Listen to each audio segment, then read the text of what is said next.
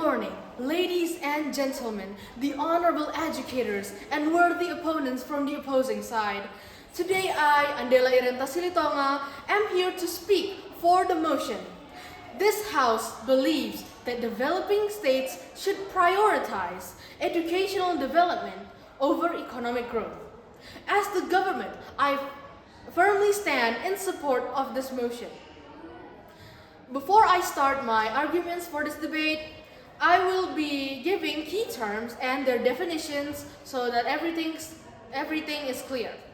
When I say developing states, I mean countries with lower levels of industrialization, human development, and so on. A developing country is a country that is currently developing, to put it simply. When I say educational development, I mean investment in education through innovation and improvisation. When I say economic growth, I mean the increase of a country's production. Usually, the economic growth can be measured through GDP, or as we Indonesians like to call it, PDB.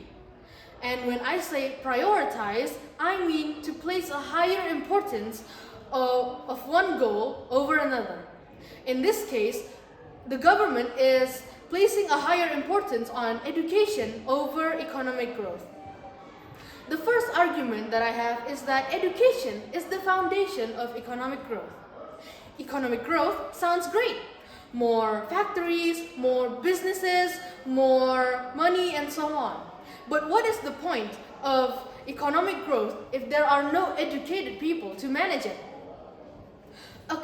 If a country invests in education first, there will be more skilled workers, skilled inventors, skilled leaders, and so on.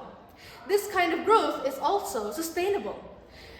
Economic without education is like making a building on top of a sand without a foundation under it. The second one is that education fights poverty and inequality. Developing countries usually struggle with a gap of the rich and the poor.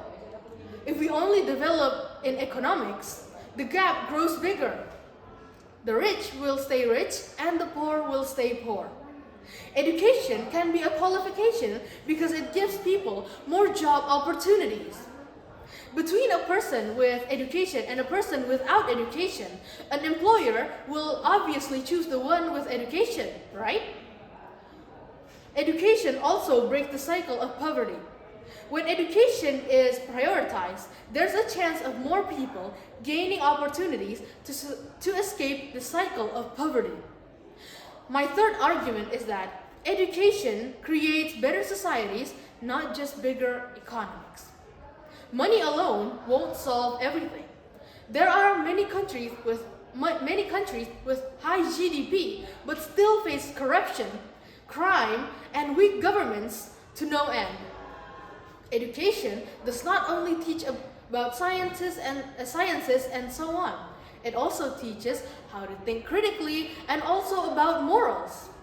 Between a society that is focused on economics rather than the development of education, an educated society is far stronger, more stable, and in the long run, economics will also be affected in a very positive way.